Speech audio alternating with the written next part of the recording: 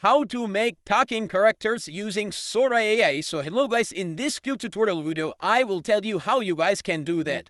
So it was very easy. For that, we'll simply get help from ChatGPT. So let's go to ChatGPT.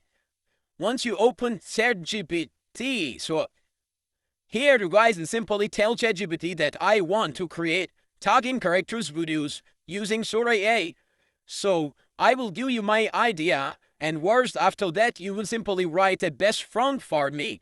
So once you ChatGPT write a prompt for you, simply copy that prompt and go to Sora AI.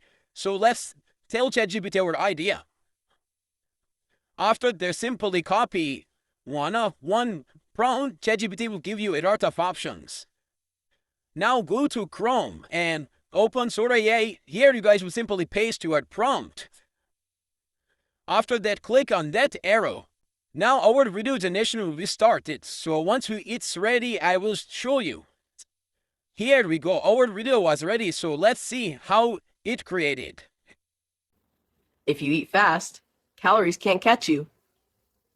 So there's how you guys can do that. I choose Fade Boy, but you guys can do any character. Thanks for watching.